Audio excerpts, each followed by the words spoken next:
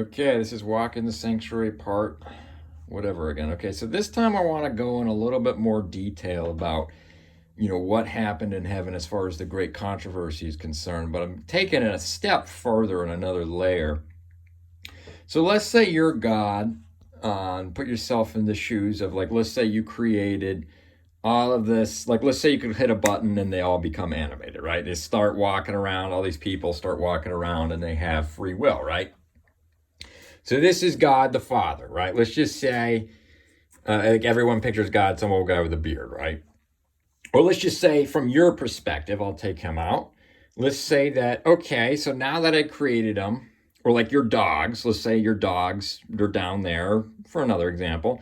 And let's say, you're thinking, okay, I want to go, they're all going around, they're having a good time, they wave to you, you wave to them, and they smile, and you smile back because you're the big God in the sky. You make the sun shine and the rain fall and the grass grow, etc. They're happy.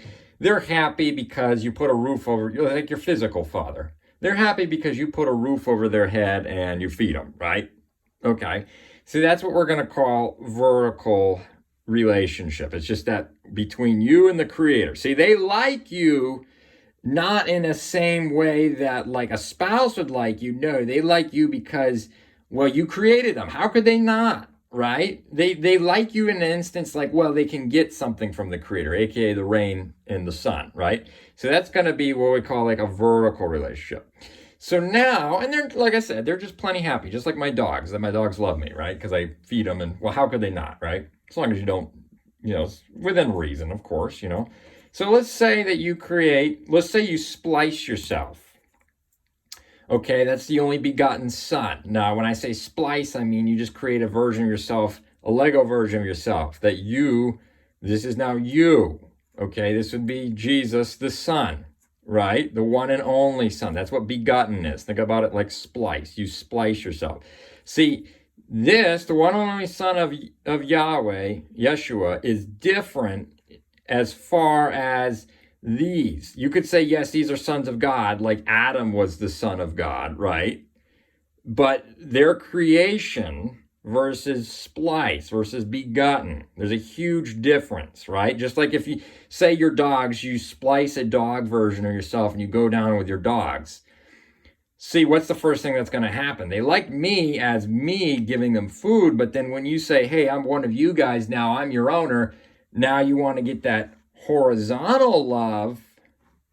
Oh, that's different. Oh, we're talking now you're a threat to their hierarchy. You see that? Now you're a threat. See, my male dog would probably try to kill me.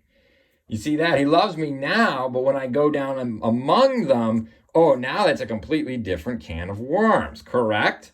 Because now the devil is like, well, who are you to rule us? You're one of us. He says, I'm just as good as you are.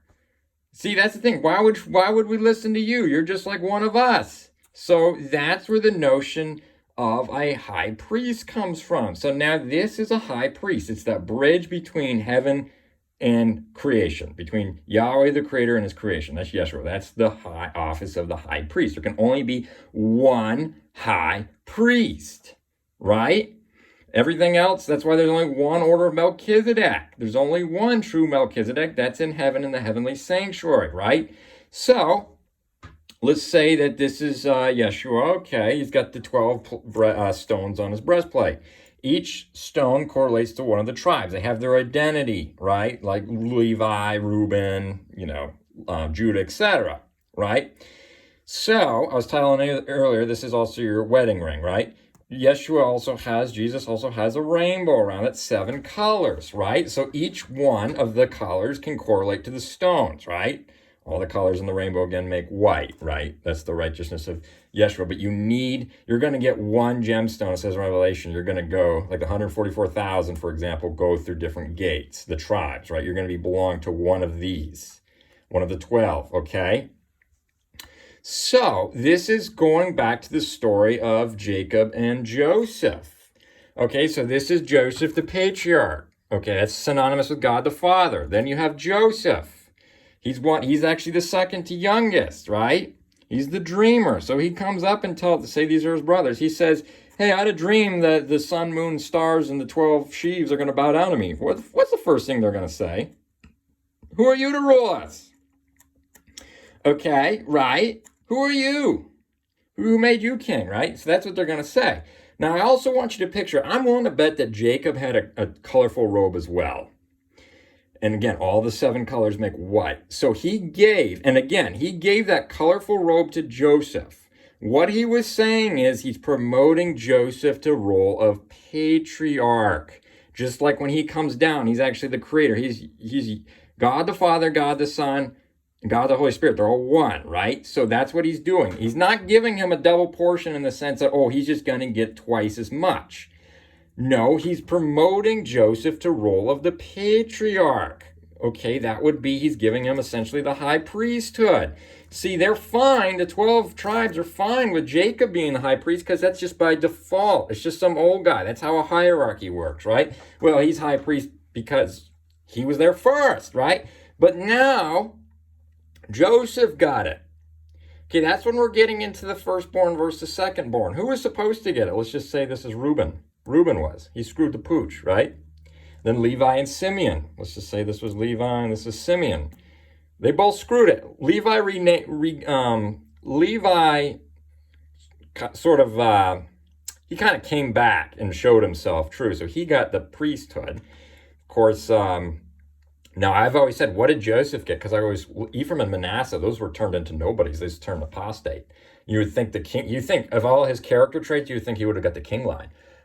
However, now that I'm starting to notice is no, he got the role of the patriarch. So both Judah and the 12 tribes are below him. That's what he got. How do we know it? Because Jacob blessed the 2 sons of Joseph, Ephraim and Manasseh. And further we can tell is because Joseph was the one who positioned them between the right and left arm. Okay, so that means that Joseph has just as much to say who's going to get the double portion. So the father only blesses the child. It's never grandfather to child. So that's how you can tell that Joseph was raised the patriarch. And of course, after all that happened, Jacob ended up crossing his arms, right? Very interesting. So I want to stress this a little bit further.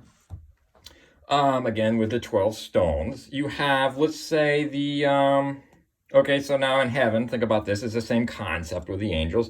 Now you have the devil. He's a covering cherub, right? Which sits over the Ark of the Covenant. He was one of those, okay, one of these cherubs. However, it says in Ezekiel 28, he was also a high priest with 9 stones. He's probably missing again Judah, Benjamin, and Levi, okay? So in heaven, he goes, well, I'm just as good as you are. Who made you high priest? So now, again, the devil has no problem with God in the same way that a snotty friend in high school comes up to you only because you have something they want. See, the devil likes God the Father in a sense that he can get something from him. Just like most people worship God vertically. They say, oh, they love God and God we trust. They put it everywhere because, well, who wouldn't hate the Creator? So that's this concept is that only worship Yahweh can receive, Yeshua, is horizontal.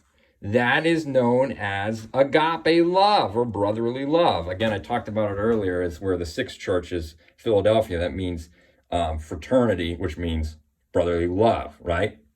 Again, they try to copy everything. They call everything frats and fraternal, world religions and all that. So the devil's like, okay, who made you high priest over us? I'm just as good. So what he does is he goes around heaven. He goes to the harpist and he says, hey, I can make you a bassist. So he makes the harpist a bassist and so on and so forth, right? So then he creates a hierarchy. We'll call it a pyramid scheme. So he creates a pyramid scheme and all with himself at the top, and he creates a vertical worship hierarchy, meaning that Yeshua, Jesus, has a horizontal, meaning he's in between. Let's say that the 12 stars or 12 tribes are all around him, as in they're all married to him. What does that mean? It means it's horizontal, right? But the devil creates a brown nose. How do you climb the ladder in a big corporation? You stick your nose up someone's butt as close as you can get, and that's what a brown nose hierarchy is. That's how you get somewhere in this world, right? It's all about who you know and how much of a brown noser you are. That's any institution, doesn't matter what they say, what they stand for. Any institution is a hierarchy. Hierarchies get thrown. They're considered beast systems. Again, it doesn't matter. They get thrown. God does not save systems. He saves individuals. Again, horizontal. Just because you're part of a system, that means nothing. The system, the body, the beast, we call them beast systems, those get thrown into the fire with the beast, right? So that's what the devil does. So in heaven, after he does that, he goes, again, this is Jesus with the horizontal. He goes over him and goes, listen, I've got my own kingdom, a third of the angels. Let's say it's, okay, I'm just going to do this. Let's say it's just these 3 gemstones. He's got a third of the gemstones. They love me. The stones of fire, it says in Ezekiel 28. They love me. I've done something for them. I've elevated them. Turned the harpist into a bassist and a bassist into a super bassist. Right? He's like, what have you done, Jesus? You're the firstborn of God. The only reason you're king of this kingdom is because you're just firstborn. You're first here. That's the only reason you're king of us. It's not because the devil goes, I've merited this kingdom. You see that? He goes, I've created something there. And of course, God and Yeshua created everything. Of course, Yeshua is so meek, he's not going to stoop down his level. So he goes, I've created this kingdom. They love me. What have you done? I've merited this kingdom. I should be king, not you, because you've done nothing. You're just a firstborn. So that battle in heaven happens. They get kicked out and God goes, okay, game on. So the same thing happens in the Garden of Eden now. Right? We've got like again, I said, this is the tree of knowledge of good and evil. Okay, it's a priesthood. It's the devil's priesthood. It was beautiful. Another thing that the devil said to Jesus was, the only reason they worship you is because you're pretty. And he goes, they worship me, my hierarchy, because I've done something for them. We've scratched shoulders, right? Oh yeah, we rub shoulders. That's what he's saying. We brown-nosed. They love me. They love him from a selfish standpoint. They love him from an unselfish standpoint. You see the distinction. It's huge, right? So now you have this notion of 2 priesthoods. You have the tree of knowledge of good and evil. A tree in the Bible represents a priesthood. So you have the tree of knowledge of good and evil. It said it was attractive. Then you have the tree of life. It doesn't say anything particular about it. So we're going to say it was probably veiled just like Jesus was veiled, right? Think about it. It's probably veiled the same exact way that this whole thing we've been talking about. So it's veiled. So that's the option. So now if you're a person and you're choosing between the tree of knowledge of good and evil and the tree of life, if you choose the tree of knowledge and good and evil, you're choosing via external influences. See, you're proving the devil right because you're showing that he's right. You only care about the external. See, again, the gold's on the inside. So if you choose the tree of knowledge and good and evil, you are proving the devil right in the great controversy. You are condemning yourself. See, Jesus says the Father and the Son accuse no one. They accuse, but you've already been accused. So the devil is the accuser of the brethren, right? So again, if you choose something that looks not attractive to the outside, but attractive to the inside, you have made the wise choice, right? But again, there's nothing. Again, Jesus was a hobo. He came veiled.